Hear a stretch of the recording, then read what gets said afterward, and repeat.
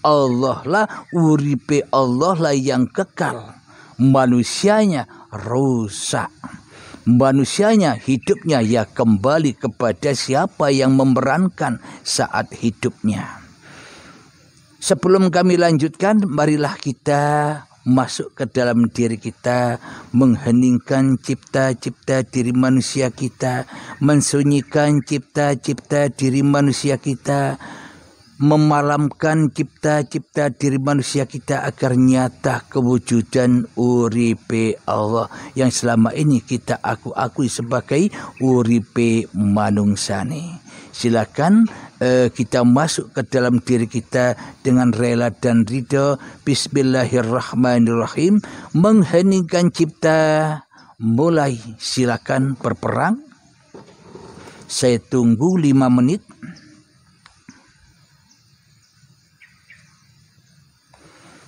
Jangan hiraukan saya, perang saja. Ku anfusakum, jagalah dirimu, selamatkanlah dirimu dari api-api neraka.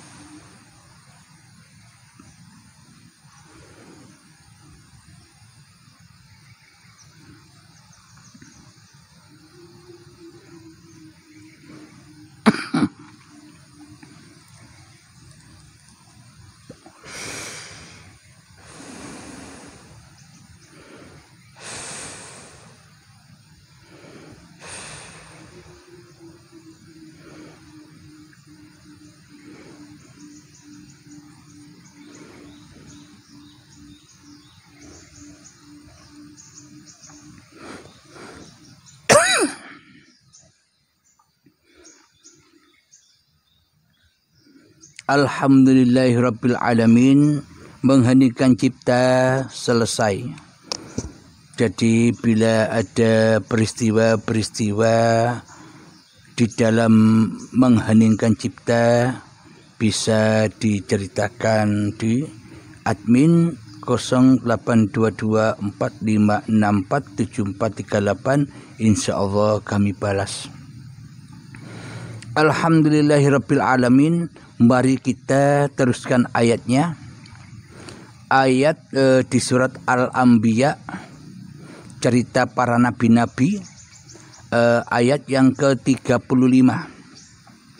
Bismillahirrahmanirrahim. Kullu nafsin dha'iqatul maut. Wa nabluukum bisyarri wal khairi fitnah wa ilaina turja'un. Yang artinya setiap yang bernyawa akan merasakan mati. Kami akan menguji kamu dengan keburukan dan kebaikan sebagai cobaan, dan kamu akan dikembalikan hanya kepada kami. Inilah bukti yang nyata. Kalau orang sudah meninggal kan sudah kembali kepada Tuhan. Mana mungkin kita bisa mengirimkan sedekah-sedekah kepada orang yang sudah meninggal, kepada orang-orang yang sudah wafat. Bila kita tak bertemu Tuhan dulu, mana mungkin kita bisa menyedekahkan apa yang kita sedekahkan. Bila tak bertemu Tuhan dulu, bagaimana mungkin kita ketemu dengan arwah-arwahnya ayah ibu kita yang sudah meninggal. Ayah saya yang sudah meninggal, bagaimana aku bisa menemui arwahnya Bapak Suroso yang sudah kembali kepada sisi Allah, sementara aku tidak menemui siapa yang memegang arwahnya, siapa yang memperjalankannya dulu waktu hidupnya. Logikanya kan kita wajib ketemu dengan Tuhan yang menghidupinya daripada bertemu Bapak Surosonya. Tidak mungkin kita ujak-ujuk langsung ketemu Bapak Surosonya memberikan sedekah, doa ataupun apa saja tanpa kita ketemu Allah yang menciptakannya. Logikanya begini.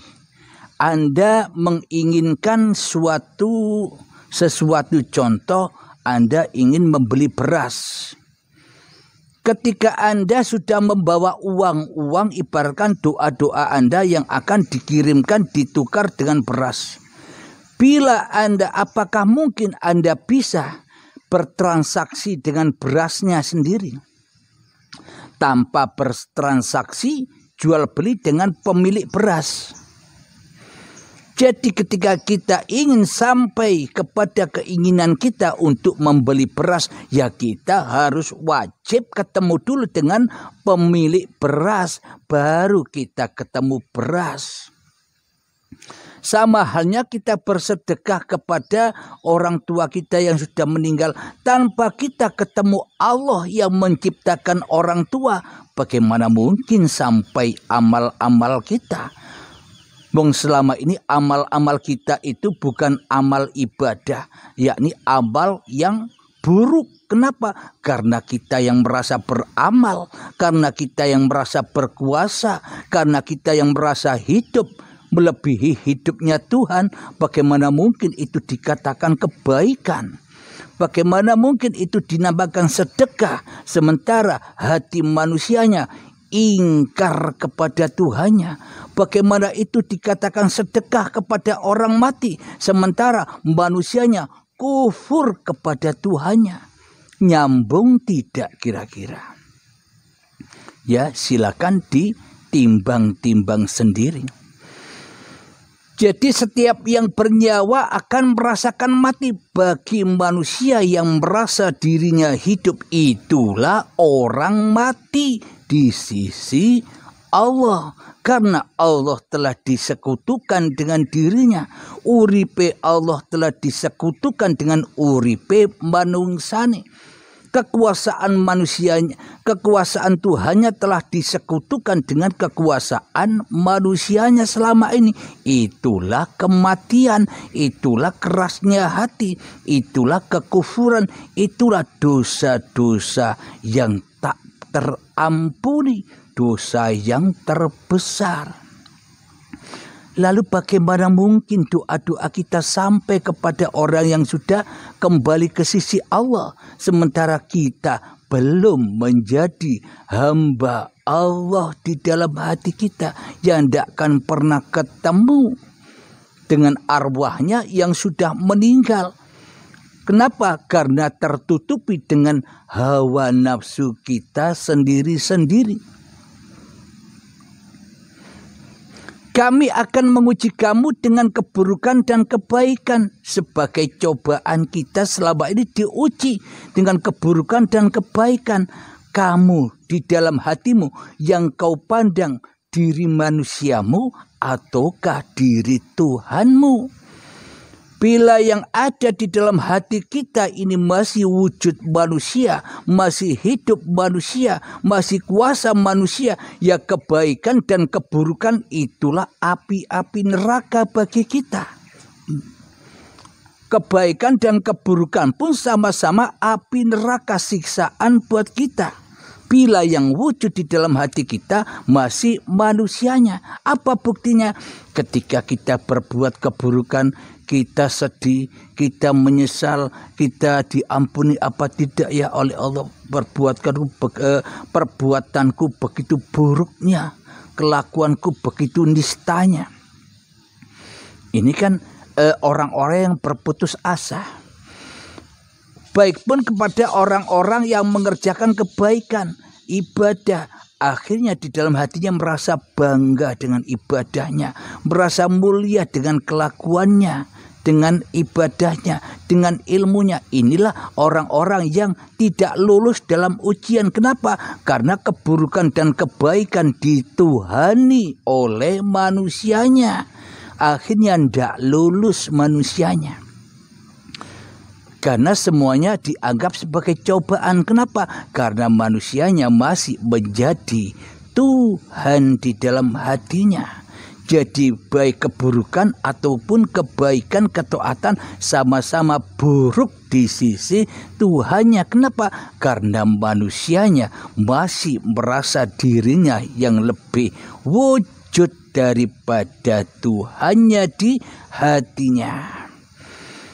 Dan kamu akan dikembalikan hanya kepada kami. Bila kita tak mau kembali kepada Tuhan, maka selamanya kita akan tersiksa di dalam nerakanya Allah. Apa? Panas. Hati kita selalu panas dengan urusan-urusan selain Allah, dengan urusan dunia, dengan urusan kebanggaan, dengan urusan kemuliaan. Kita dihukum terus di dalam api neraka. Kenapa? Karena kita mati hatinya. Sedangkan orang tua yang sudah mati itu manusianya sudah hidup kekal. Maknanya bagaimana? Hidup yang ada pada orang tua itu kan hidupnya uripe Allah. Kekal mereka abadan abada. Kenapa? Karena bukan hidup mereka lagi. Karena sudah kembali kepada kami, kata Allah, yakni kembali kepada uripe Allah. Mereka lebih selamat daripada kita selama ini. Ahli neraka kok mendoakan ahli surga. Ahli neraka kok bersedekah kepada ahli surga. Ini kan kebalik.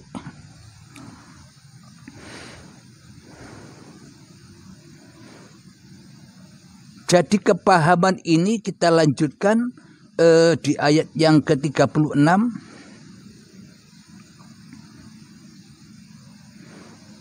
وَإِذَا رَآكَ الَّذِينَ كَفَرُوا يَتَّخِذُونَكَ إِلَّا هُزُوًا أَهَذَا الَّذِي يَذْكُرُ آلِهَتَكُمْ وَهُمْ بِذِكْرِ الرَّحْمَنِ هُمْ كَافِرُونَ. Yang artinya, dan apabila orang-orang kafir itu melihat engkau Muhammad, mereka hanya memperlakukan engkau menjadi bahan ejekan. Mereka mengatakan, apakah ini orang yang mencela Tuhan-Tuhanmu? Padahal mereka yang ingkar mengingat Allah yang Maha Pengasih. Jadi pemahaman tentang ketuhanan ini selalu dicibir oleh hawa nafsu. Selalu dihina oleh iblis dan setan. Selalu dihina, dianggap sesat. Kenapa? Karena manusianya sudah disesatkan oleh setan di dalam hatinya. Jadi menganggap kajian tentang ketuhanan ini ajaran sesat, kata setan. Kenapa? Karena setan tak rela, karena setan tak ridho bila manusianya kembali kepada Tuhannya. Maka dari itu manusia gampang diadu domba. Kenapa? Karena Tuhannya yang tukang adu domba. Siapa? Iblis dan setan di hatinya, yang merasa dirinya lebih wujud daripada wujud Tuhannya, yang dirinya tak mau sujud kepada Adam, tak mau tersungkur kepada keadamannya, karena manusia tak mau kembali kepada hakikat sejati diri manusianya di hati. hatinya.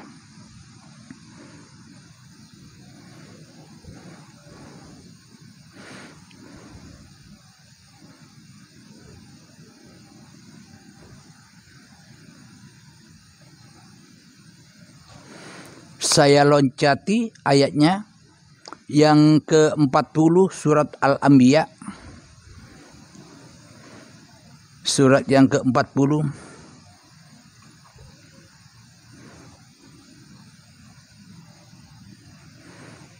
Bismillahirrahmanirrahim. Bal ta'tihim baghtatan fatabhatuhum fala yastati'una raddaha wala hum yunzarun. Yang artinya sebenarnya hari kiamat itu akan datang kepada mereka secara tiba-tiba. Lalu mereka menjadi panik, maka mereka tidak sanggup menolaknya dan tidak pula diberi penangguhan waktu. Apa itu? Syakaratul maut. Apa itu? Baiatul akbar. Jadi kiamat menurut manusia dan kiamat menurut Allah itu beda selama ini. Kenapa? Karena manusia tidak mentuhankan Tuhannya di hatinya. Karena manusia mentuhankan awake dhewe. Jadi membuat versi-versi sendiri dengan pemahaman hawa nafsunya. Kiamat dianggap kiamat yang luar. Hancurnya langit dan bumi, hancurnya gunung-gunung dianggap itu kiamat. Padahal hakikat kiamat di sisi Allah itu saat syakaratul maut. Manusianya ketemu dengan kiamatnya sendiri-sendiri. Hancur lebur hidup dan badannya sendiri-sendiri. Ketika setelah kiamat dikembalikanlah mereka kepada penciptanya. Maka pas cocok dengan inna lillahi wa inna ilaihi roji'un. Selesai sudah semua urusan. Karena sudah dihandle Tuhannya. Karena sudah dikembalikan kepada Tuhannya. Sebenarnya hari kiamat itu akan datang kepada mereka secara tiba-tiba. Syakaratul maut. Lalu mereka menjadi panik. Maka paniklah mereka manusia yang tidak bertuhan di dalam hatinya. Maka mereka tidak sanggup menolaknya dan tidak pula diberi penangguhan. Ya kematian saat syakaratul maut tiba. Itulah puncak-puncak azab yang pedih bagi orang-orang yang tidak mentuhankan Allah di hatinya. Tidak la ilaha illallah kan Tuhan di hatinya. Bukan bacaan la ilaha illallah. Tapi aplikasi ketika diri kita tak ada. Yang ada hanya Allah. Itulah aplikasi la ilaha illallah. Seperti ketika Nabi Muhammad masih hidup. Diabadikan di dalam Al-Quran. Muhammad bukan kamu yang melempar. Aku yang melempar. Itulah tauhid. Itulah imannya para nabi dan Nabi Muhammad sallallahu alaihi wasallam. Terus yang kita lakukan selama ini nyembah Tuhan yang mana? Bukan Tuhan yang dituhankan oleh Nabi Muhammad. Tapi kita mempertuhankan diri kita sendiri. Nabi Muhammad saja tidak mentuhankan Muhammadnya di hatinya. Tapi Nabi Muhammad mentuhankan Tuhan yang telah menciptakannya. Buktinya apa? Muhammad bukan kamu yang melempar.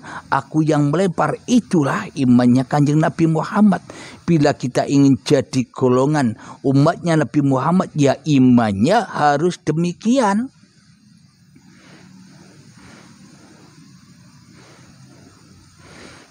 Lanjutkan ayat yang ke-41 dalam surat Al-Anbiya. Walaqad istuhzi'a birusulin min qablika fahaqa billadina sakhiru minhum ma kanu bihi yastahzi'un. Dan sungguh rasul-rasul sebelum engkau Muhammad pun diperolok-olokkan. Maka turunlah siksa kepada orang-orang yang mencemoohkan apa? rasul-rasul yang selalu mereka perolok-olokkan.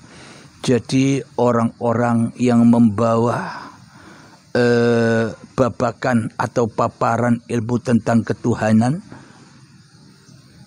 selalu diperolok-olok oleh orang kafir. Siapa orang kafir itu? Orang yang masih wujud dirinya di hatinya. Siapa orang kafir itu?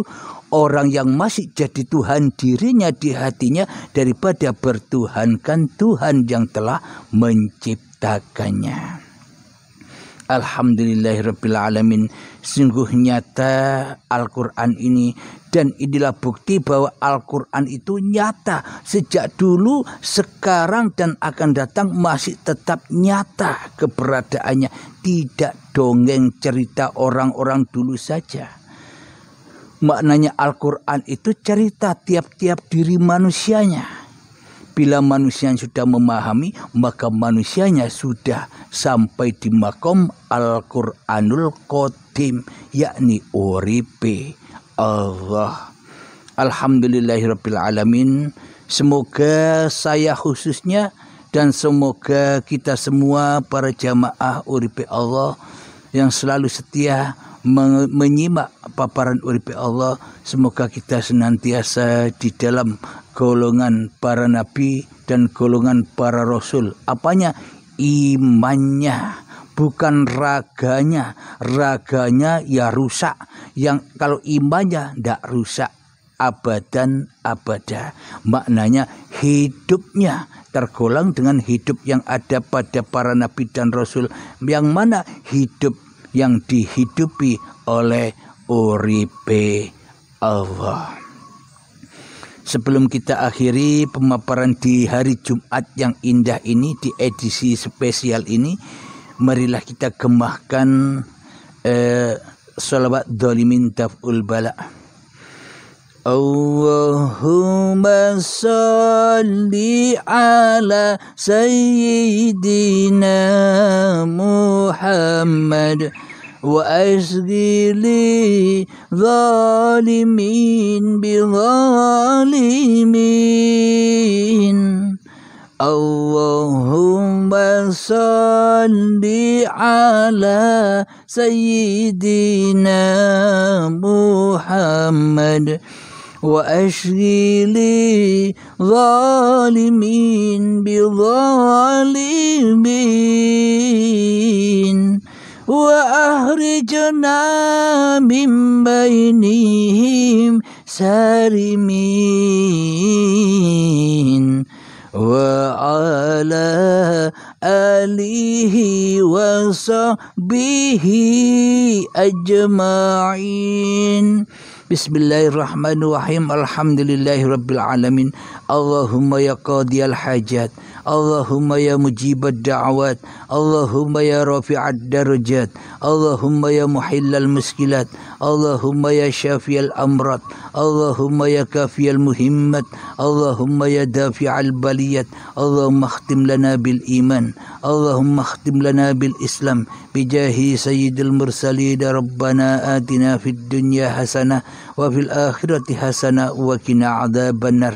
Wa sallallahu ala sayyidina Muhammad wa ala alihi wa sahbihi wasallam. Walhamdulillahi rabbil alamin. Akhir kalam. Assalamualaikum warahmatullahi wabarakatuh.